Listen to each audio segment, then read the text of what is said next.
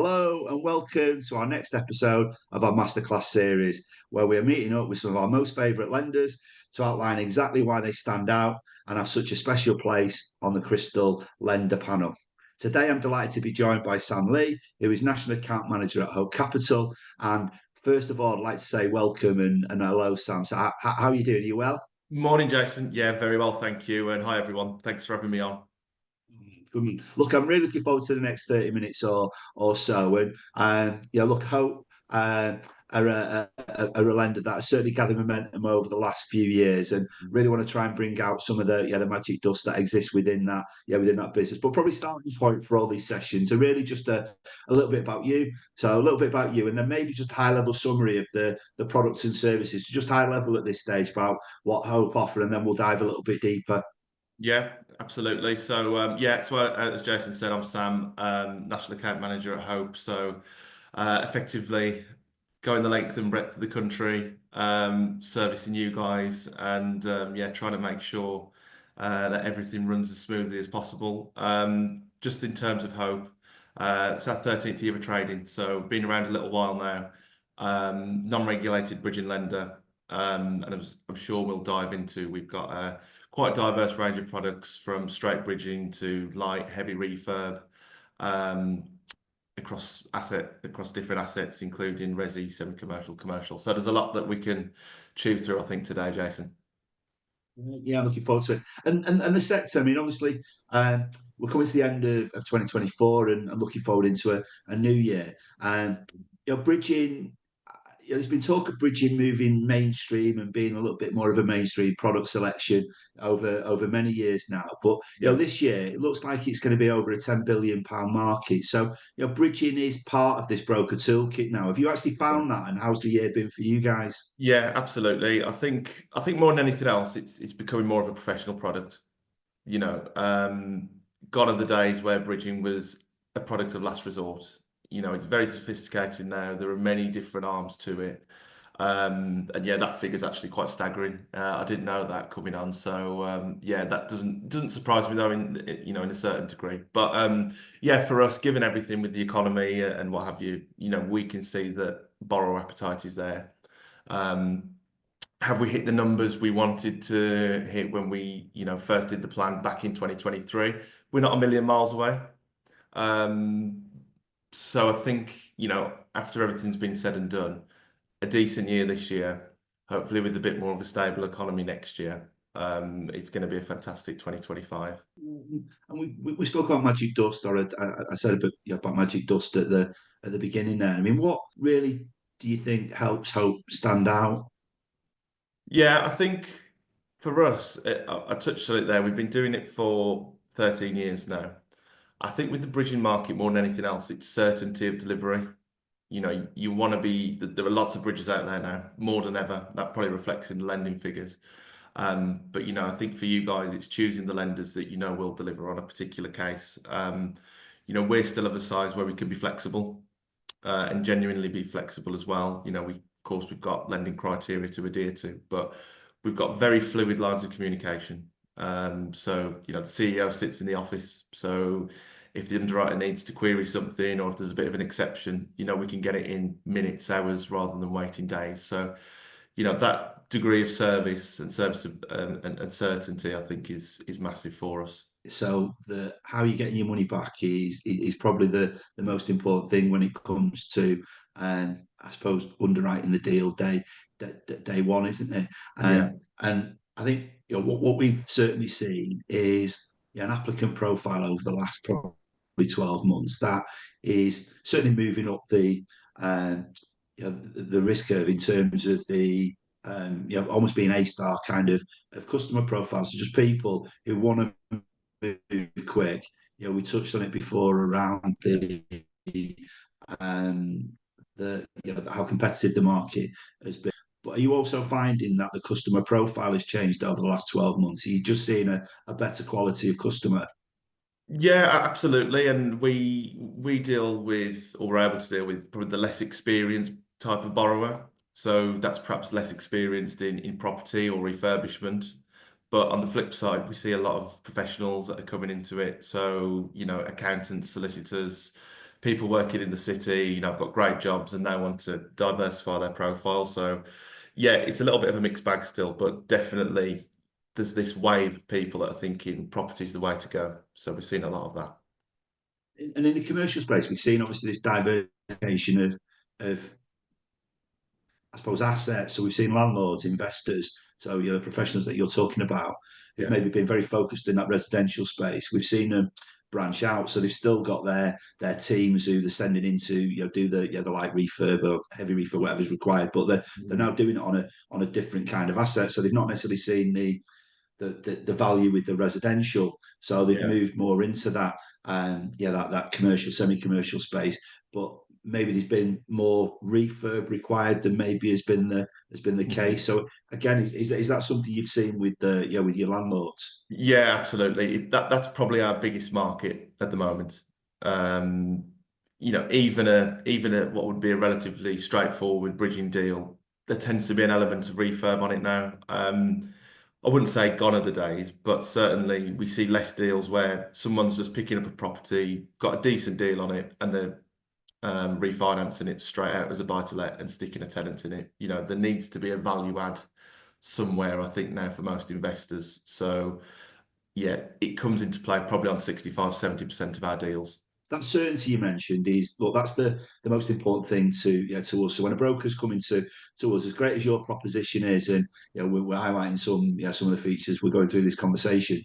Obviously, what I'm always going to promote is the fact that our toolkit, because we've got we'll have completed with 52 different lenders this year. So our toolkit, we can really cascade from lender to lender, and not just product to product, which is a real USP. But again, what do you find in terms of suppose the most popular products that you've actually got in the tool bag? Because again, I know you've Yeah. had some fixed rate products in the past, and just wondering, flex. People talk about flexibility, but I talk about lenders and pretenders, to be honest with you. Yeah. So when we talk about flexibility, and some talk the talk, but don't necessarily walk the walk. So I suppose I'm interested in what does flexibility mean, and maybe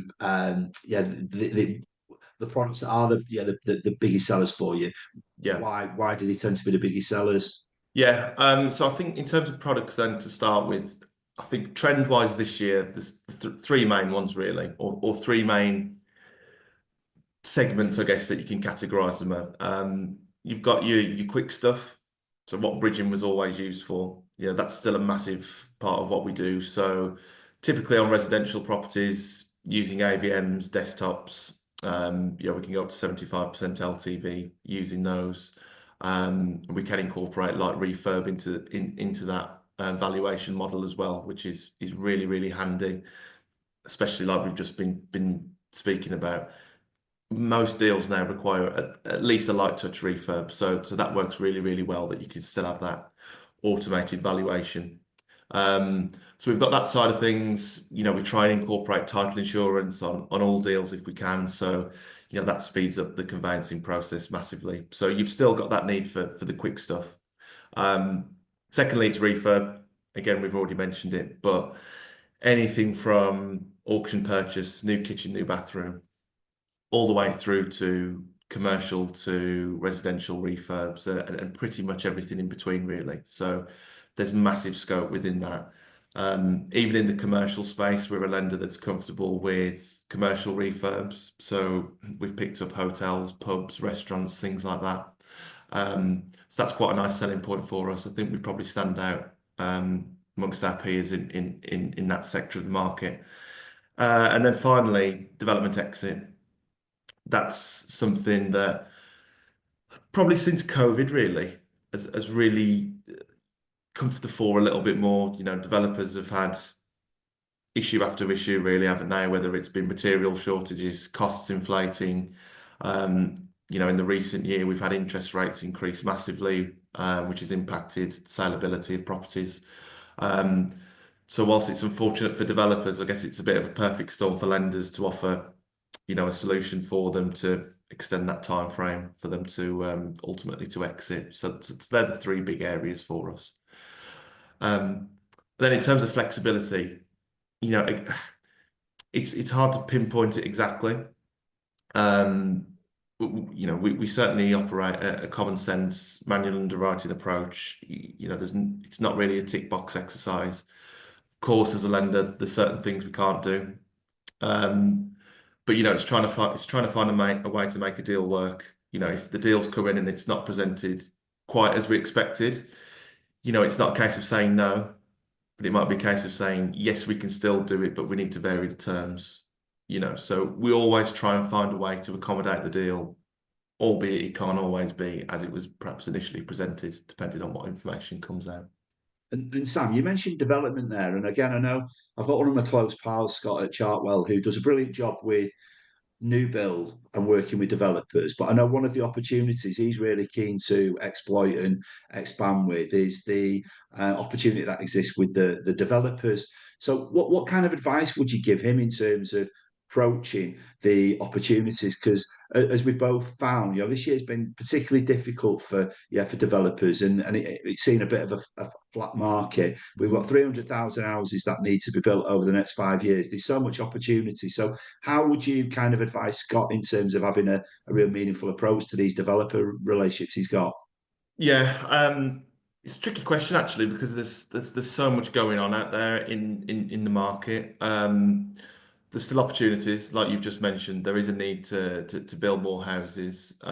We specialise more in the refurbishment space, and we see a lot of repurposing of buildings. So I think that's certainly an opportunity. I mean, we've got a product which is actually built around commercial to residential development. So that's certainly a big opportunity. And what could come with that are some slightly looser planning protocols, so you can go through permitted development, things like that, which can be a bit easier. But I think development as a whole, it's all about doing the background research, and I wouldn't expect Scott to maybe do all of that himself, but certainly when he's engaging with people who are looking to do this sort of thing, the professional teams are key. It's making sure the numbers stack up. You know, is the planning absolutely there and as it should be? Has the architect done their job? Is the building contract watertight? Having all of that in place, is the starting point really for the whole project being successful. We do see deals come in where the numbers look good, but then you start going into the application and you dig into it and dig into it, and actually the planning isn't quite right for what they wanted to achieve. The build costs need to go up by 20%. They didn't include a contingency. The architect's never done this kind of project before, and it starts to unravel a little bit. So it's trying to do what you can at an early stage before it even gets presented to a lender, to be honest. So I think some of the numbers can look good, the profits can be great, but there's a lot of work that needs to go into actually getting the thing off the ground and built. Look, that commercial to resi that you mentioned there and permitted development. I know, look, it's been on the radar for a few years, this permitted development, and we've seen some Yeah. success in some areas. I know, look, I'm a Manchester lad living in the Midlands, but I know that Altrincham area Yeah. in the northwest is an absolute best practice showcase of what that commercial to resi can look like. And I know in London last week, and I'm walking around Bank and in and around the city, and there's just an increasing number of these commercial spaces that are being turned into resi. So is that an area that you I know you touched on it, but is that an area that you really do see there being some good opportunities? Yeah, it's been a big growth area for us this year. Availability of stock's a big thing. You certainly see an uptick in council-owned buildings as well, which have gone to auction and are up for sale. There are advantages there for the developer as well, potentially stamp duty savings. Like I said, the planning can be a little bit more easy to navigate. So there's positives there. Of course, with some of these buildings, they weren't ever designed to be residential dwellings. So, like everything, there is a bit of a trade-off. Not every commercial building is going to make the perfect project. So again, it's weighing up the pros and cons of it really. But there's certainly we've certainly seen a pickup in people looking to get into that space. What about the traditional market, that auction market? Because again, I know I've got another mate, Sean, at Mortgage Experience, and I know it, he'd almost like to understand how does he prep the client so the client can go into that auction house feeling confident that he's got the tools in the toolbox to Yeah. walk away, really confident in the price he's actually delivered and the that 30-day commitment to deliver. So again, how do you equip somebody like Sean? Yeah, another interesting one. It can be frustrating for a lender sometimes, the auction space, because again, from the broker's perspective, certainly in terms of the finance, you want to try and give the client certainty that they can deliver on what they've bought. So, we see a lot of inquiries come through where it's the auction's in 2 weeks and then inevitably they don't win it and you never see that deal. But I think that's the right thing to do from a broker perspective. You need to know what kind of funding is going to be in place, how quickly can it be delivered. And then from the client's prep side, it's similar to the development scenario. How much work can you do before you go to the auction? So, you need to set in stone what's my max bid going to be, because that's always, what I've always found in this type of space is the starting point for a positive outcome on the project is the price you pay at the start. If you get a great deal at the start, you've got a lot of room there to, perhaps maybe for things to go wrong or for things to go really, really well, and you'll make a profit. If you get in at the wrong point, things could go amazingly, but if you bought too high, your chances are your profit margins are going to be slim to none. So again, it's doing as much research as you can beforehand. Get that max bid in your head, don't go past it. And then, what will be, will be. Also, don't fixate on one property.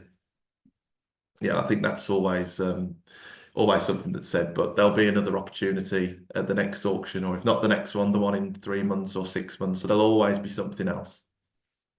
Yeah, I think people can get emotionally attached, can't Yeah. they? And they see the pound signs as well in terms of what the potential upside can be, and that's when they start overpaying, and that that 200 grand they've walked into the house as the maximum all of a sudden becomes 280, and they're thinking, Yeah. well, but It's yeah, been a bit of a what crazy have we done? market, the auction one. Again, since COVID, availability of stock, that at one time that was really the only avenue, to get rundown properties. I remember when I was buying a house, just after COVID, probably 2021, so still in COVID, and everything was going over asking.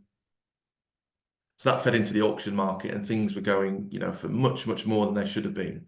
And it has cooled slightly now, but probably, from experience, things that are going at auction, they're not everything, but you're quite vanilla, residential properties, then they're not going for prices too dissimilar to what you'd see on Rightmove.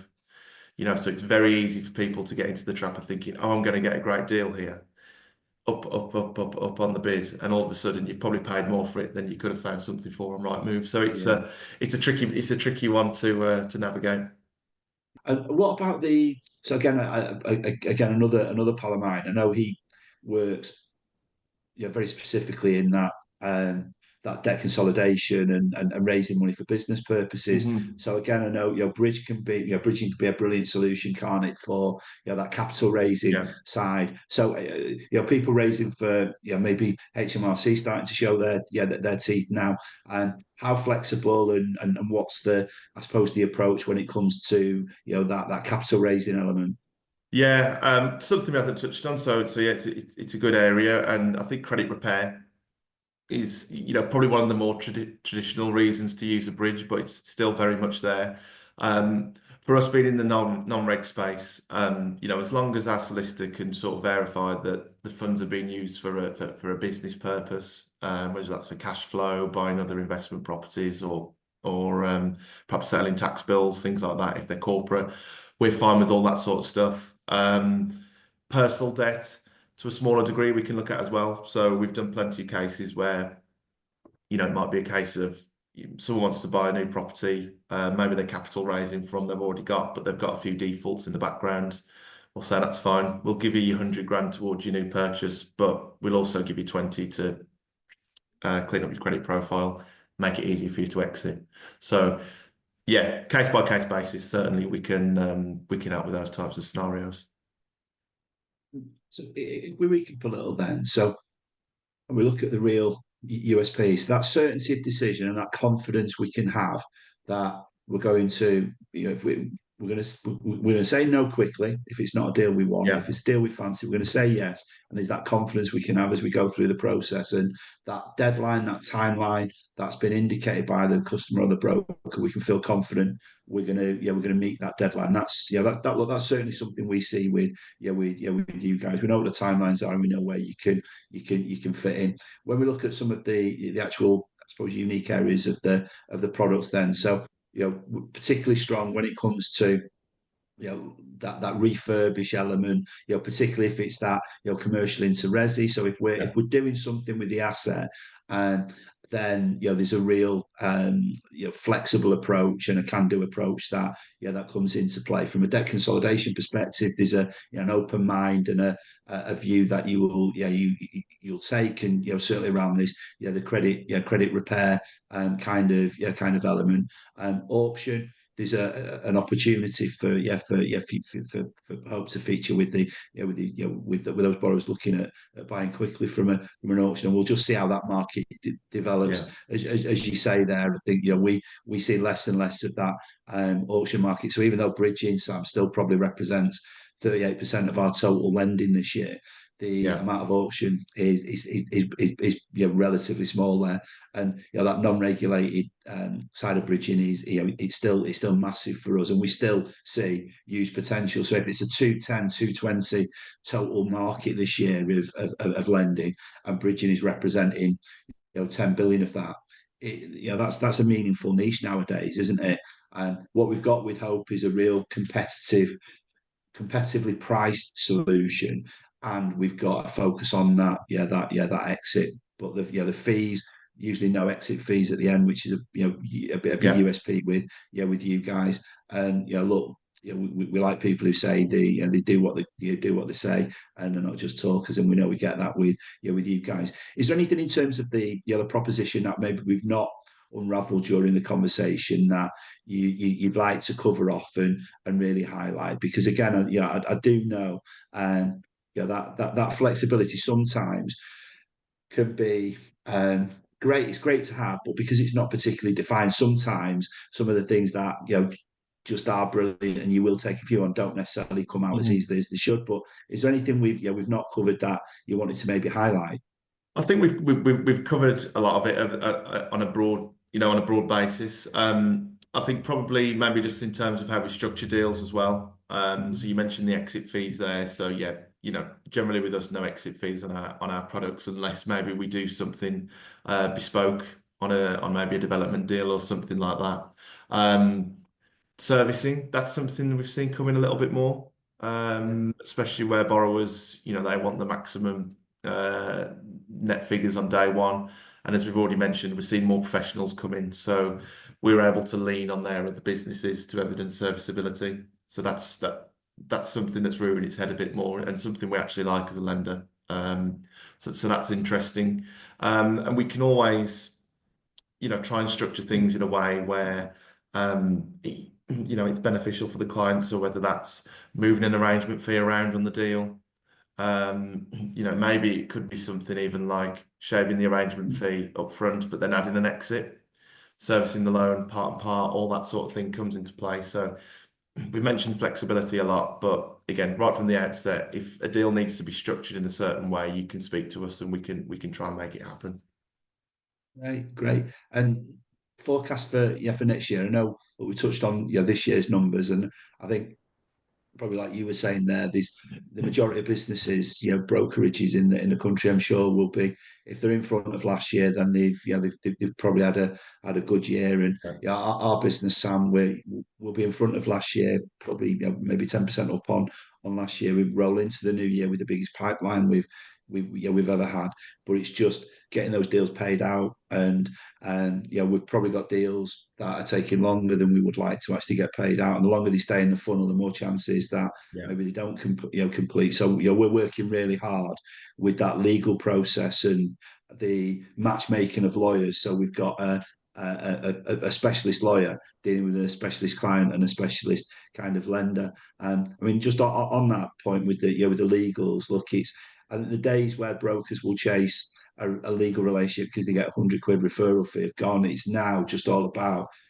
that competency and that delivery. So I know you mentioned title insurance before, which is incredibly valuable. We like title insurance, dual representation whenever we can get that. But that matchmaking of the lawyer, it's really important, isn't it, as you go through that bridging process? It's massive. It's as important probably as choosing your lender. Yeah, Um, it's hard to get right because there are only so many specialist solicitors out there that will deal with bridging or commercial transactions.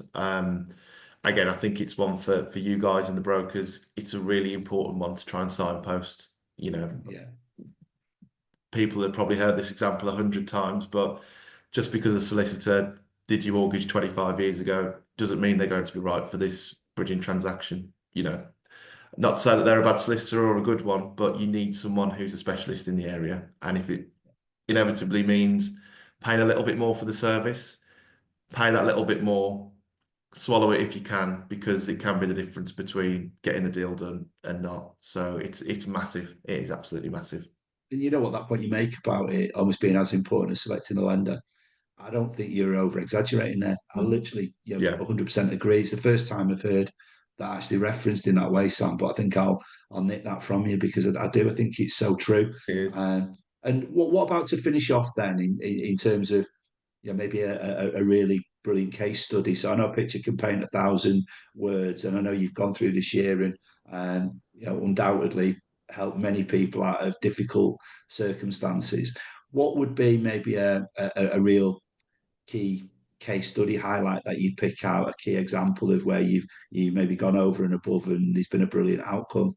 Yeah, got one that completed just a couple of weeks ago, actually, which might be a good one. So we picked up a deal where the borrower had purchased this site on a bridge. It was grade two listed commercial building. Picked it up on a bridge in 2022, 2 year bridge.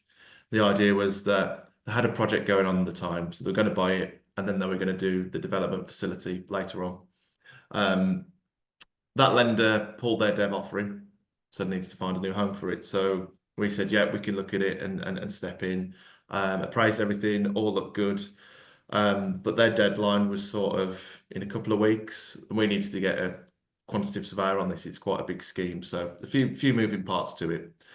So what we were able to do is we'll say, okay, we'll actually re-bridge you for now.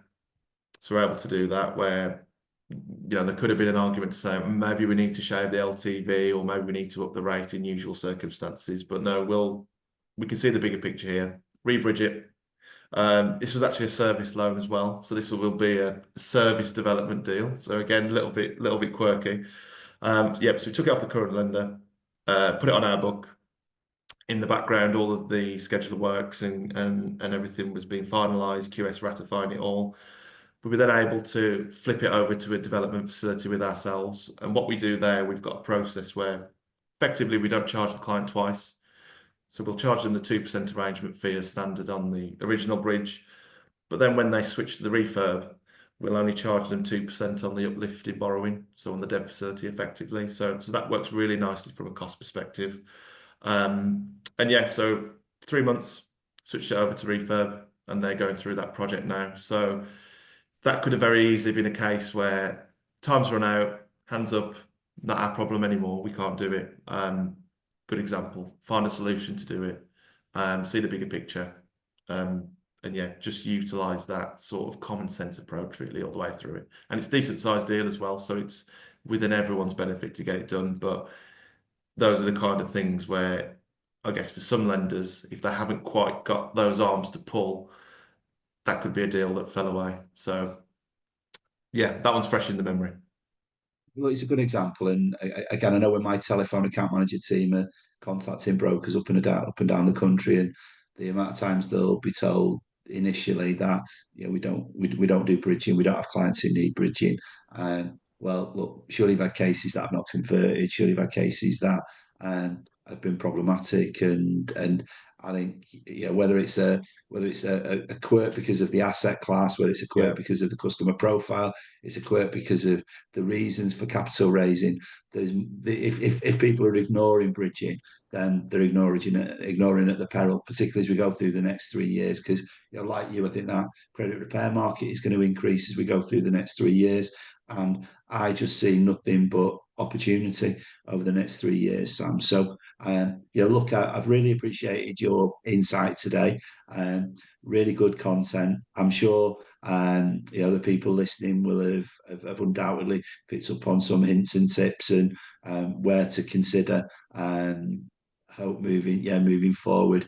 And look, as I touched on, I think standing side by side with lenders and ensuring that we can save brokers time by getting that certainty sooner, helping them find and source and place the deals quicker, and then demonstrating we're not an additional link in the chain as they go through the process. What Crystal's all about, and we love having you as a partner, and wish you loads of success as we move forward. And appreciate your time today.